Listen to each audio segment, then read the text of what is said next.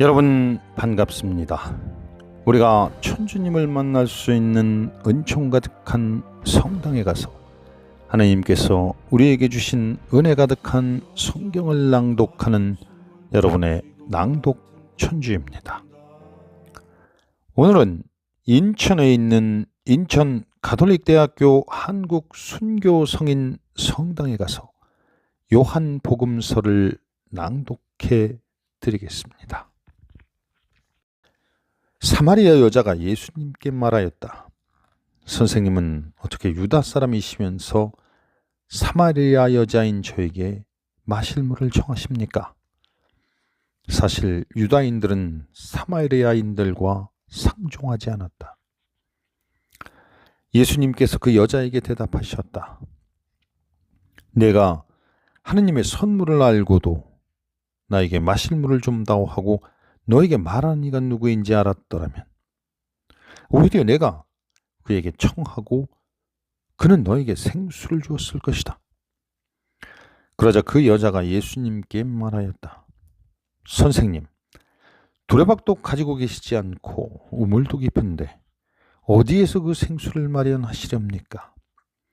선생님이 저희 조상 야곱보다도 더 훌륭한 분이시라는 말씀이십니까? 그분께서 저희에게 이 우물을 주셨습니다. 그분은 물론 그분의 자녀들과 가축들도 이 우물물을 마셨습니다. 예수님께서 그 여자에게 이르셨다. 이 물을 마시는 자는 누구나 다시 목마를 것이다.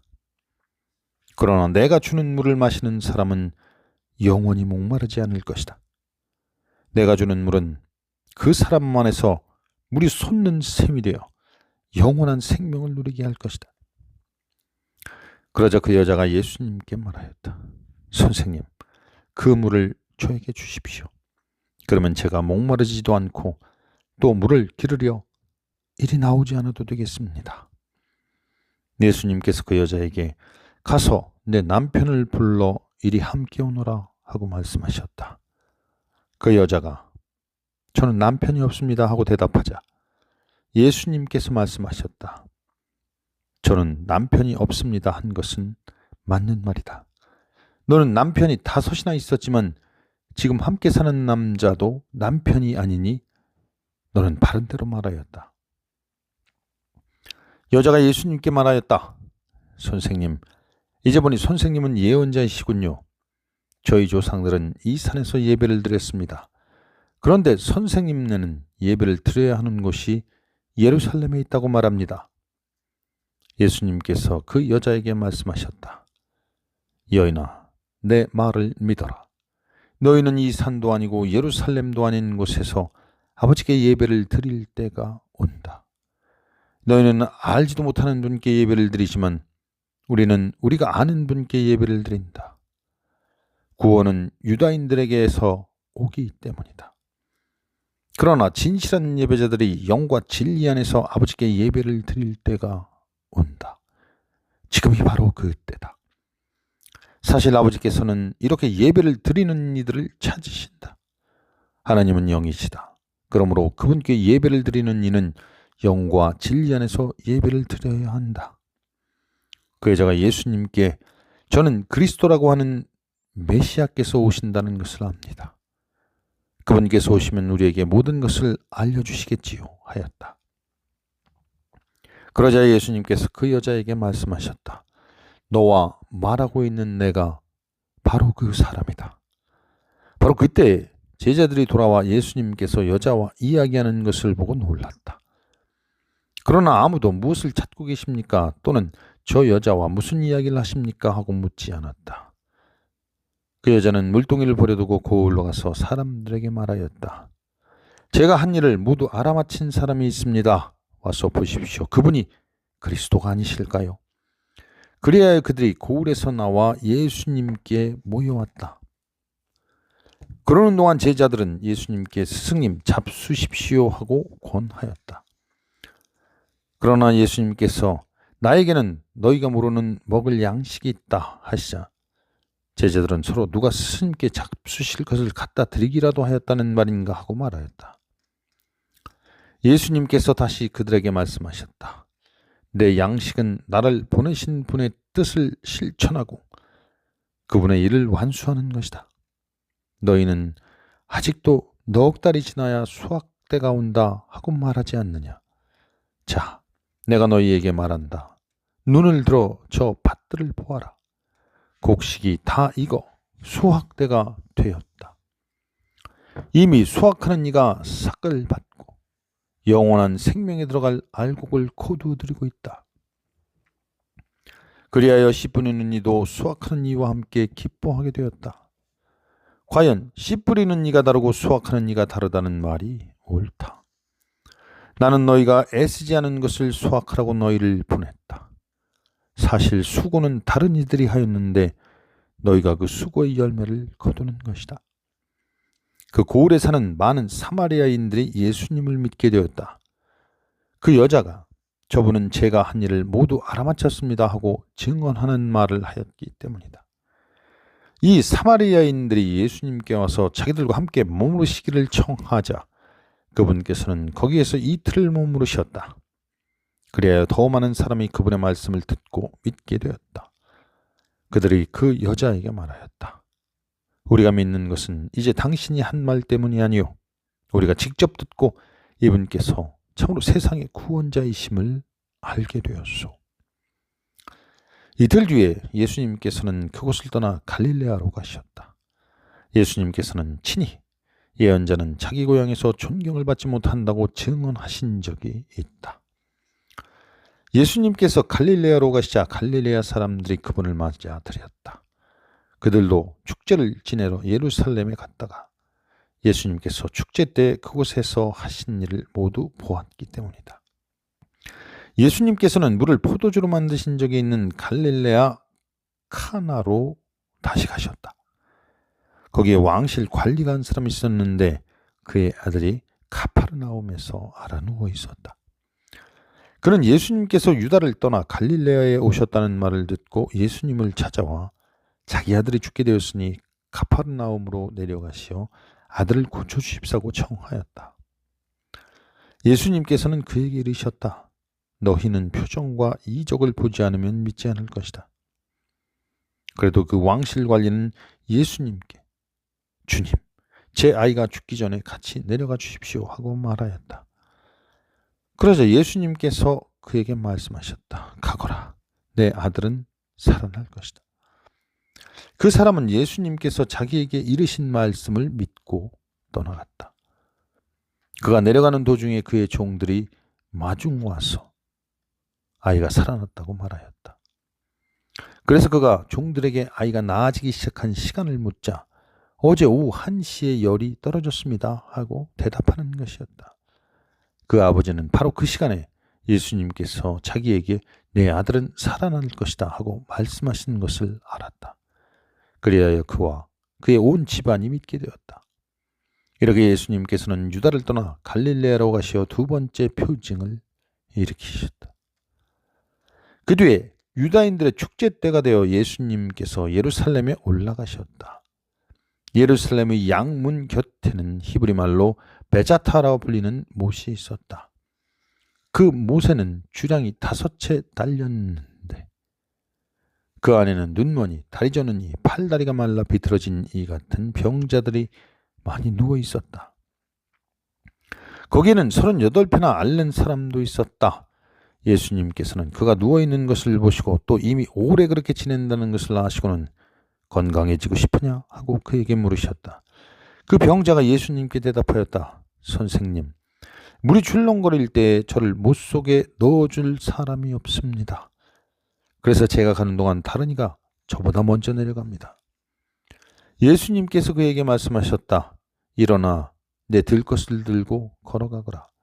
그러자 그 사람은 곧 건강하게 되어 자기 들 것을 들고 걸어갔다. 그날은 안식일이었다. 그래서 유다인들이 병이 나은 그 사람에게 오늘은 안식일이요 들 것을 들고 다니는 것은 합당하지 않소 하고 말하였다. 그가 나를 건강하게 해주신 그분께서 나에게 내 들 것을 들고 걸어가라 하셨습니다 하고 대답하자 그들이 물었다.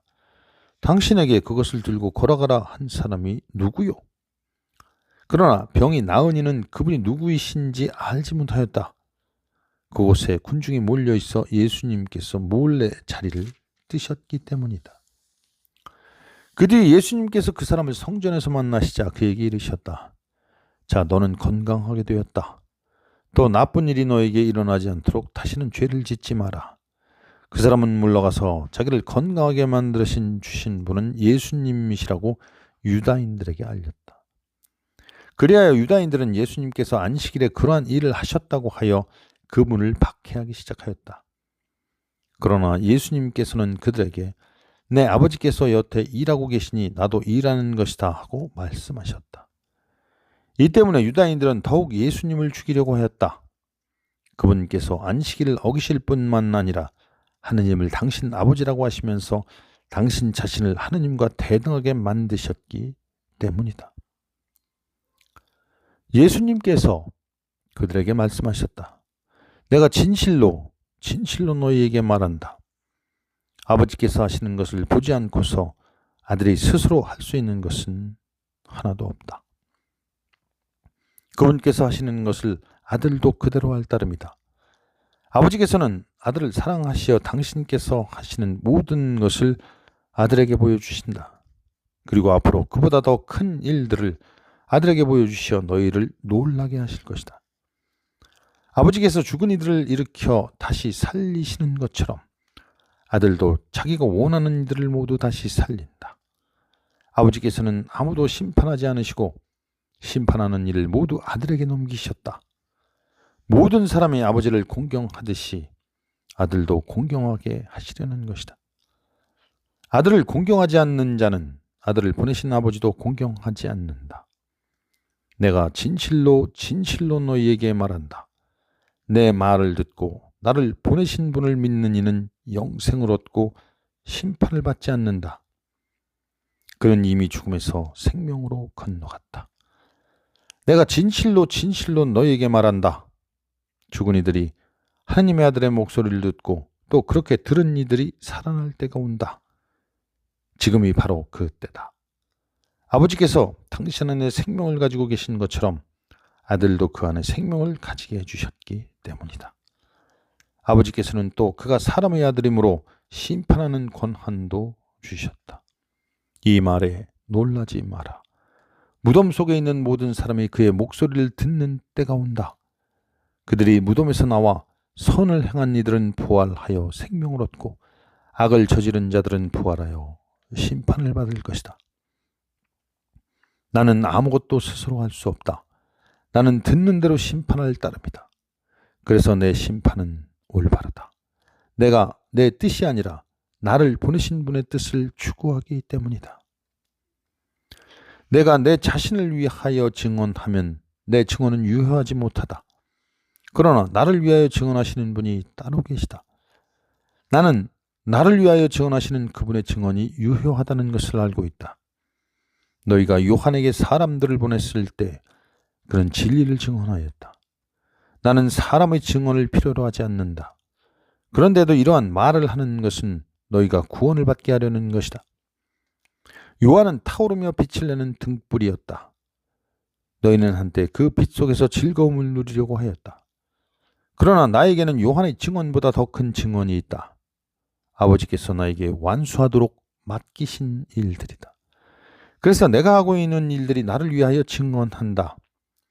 아버지께서 나를 보내셨다는 것이다. 그리고 나를 보내신 아버지께서도 나를 위하여 증언해 주셨다. 너희는 그분의 목소리를 들은 적이 한 번도 없고 그분의 모습을 본 적도 없다. 너희는 또 그분의 말씀이 너희 안에 머무르지 않는다. 그분께서 보내신 일을 너희가 믿지 않기 때문이다. 너희는 성경에서 영원한 생명을 찾아 얻겠다는 생각으로 성경을 연구한다. 바로 그 성경이 나를 위하여 증언한다. 그런데도 너희는 나에게 와서 생명을 얻으려고 하지 않는다. 나는 사람들에게서 영광을 받지 않는다. 그리고 나는 너희에게 하나님을 사랑하는 마음이 없다는 것을 안다. 나는 내 아버지의 이름으로 왔다. 그런데도 너희는 나를 받아들이지 않는다. 다른 이가 자기 이름으로 오면 너희는 그를 받아들일 것이다. 자기들끼리 영광을 주고받으면서 한 분신 하나님에게 받는 영광은 추구하지 않니 너희가 어떻게 믿을 수 있느냐. 그러나 내가 너희를 아버지께 고소하리라고 생각하지는 마라. 너희를 고소하는 이는 너희가 희망을 걸어온 모세이다. 너희가 모세를 믿었더라면 나를 믿었을 것이다. 그가 나에 관하여 성경에 기록하였기 때문이다. 그런데 너희가 그의 글을 믿지 않는다면 나의 말을 어떻게 믿겠느냐. 그 뒤에 예수님께서 갈릴레아 호수 곧 티베리아스 호수 건너편으로 가셨는데 많은 군중이 그분을 따라갔다. 그분께서 병자들에게 일으키신 표징들을 보았기 때문이다. 예수님께서는 산에 오르시어 제자들과 함께 그곳에 앉으셨다. 마침 유다인들의 축제인 파스카가 가까운 때였다. 예수님께서는 눈을 드시어 많은 군중이 당신께 오시는 것을 보시고 필립보에게 저 사람들이 먹을 빵을 우리가 어디에서 살 수 있겠느냐 하고 물으셨다. 이는 필립보를 시험해 보려고 하신 말씀이다.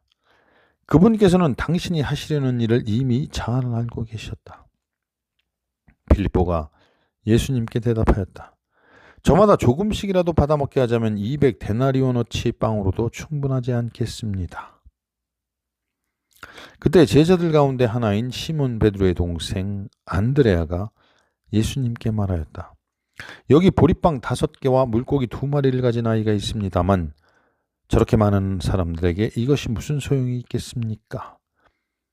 그러자 예수님께서 사람들을 자리 잡게 하여라 하고 이르셨다. 그곳에는 풀이 많았다. 그리하여 사람들이 자리를 잡았는데 장정만도 그 수가 5,000명쯤 되었다. 예수님께서는 빵을 손에 들고 감사를 드리신 다음 자리를 잡은 이들에게 나누어 주셨다. 물고기도 그렇게 하셔 사람들이 원하는 대로 주셨다. 그들이 배불리 먹은 다음에 예수님께서는 제자들에게 버려지는 것이 없도록 남은 조각을 모아라 하고 말씀하셨다. 그래서 그들이 모았더니 사람들이 보리빵 5개를 먹고 남긴 조각으로 12광주리가 가득 찼다. 사람들은 예수님께서 일으키신 표징을 보고 이분은 정말 세상에 오시기로 되어 있는 그 예언자시다 하고 말하였다. 예수님께서는 그들이 와서 당신을 억지로 모셔다가 임금으로 삼으려 한다는 것을 아시고 혼자서 다시 산으로 물러가셨다. 저녁때가 되자 제자들은 호수로 내려가서 배를 타고 호수 건너편 카파르나움으로 떠났다. 이미 어두워졌는데도 예수님께서는 아직 그들에게 가지 않으셨다. 그때 큰 바람이 불어 호수의 물결이 높게 일었다. 그들이 배를 25이나 30스타디온쯤 저어갔을 때 예수님께서 호수 위를 걸어 배에 가까이 오시는 것을 보고 두려워하였다. 예수님께서는 그들에게 말씀하셨다. 나다. 두려워하지 마라. 그래서 그들이 예수님을 배 안으로 모셔드리려고 하는데 배는 어느새 그들이 가려는 곳에 가 닿았다. 이튿날 호수 건너편에 남아있던 군중은 그곳에 배가 한 척밖에 없었는데 예수님께서 제자들과 함께 그 배를 타고 가지 않으시고 제자들만 떠났다는 것을 알게 되었다. 그런데 티베리아스에서 배 몇 척이 주님께서 감사를 드린 다음 빵을 나누어 먹으신 곳에 가까이 와 닿았다. 군중은 거기에 예수님도 계시지 않고 제자들도 없는 것을 알고서 그 배들에 나누어 타고 예수님을 찾아 가파르나움으로 갔다. 그들은 호수 건너편에서 예수님을 찾아내고 라삐, 언제 이곳에 오셨습니까? 하고 물었다. 예수님께서 그들에게 대답하셨다. 내가 진실로 진실로 너희에게 말한다. 너희가 나를 찾는 것은 표징을 보았기 때문이 아니라 빵을 배불리 먹었기 때문이다. 여기까지 오늘의 낭독을 마치겠습니다. 주께서 여러분과 함께 하십니다. 성부와 성자와 성령의 이름으로 아멘.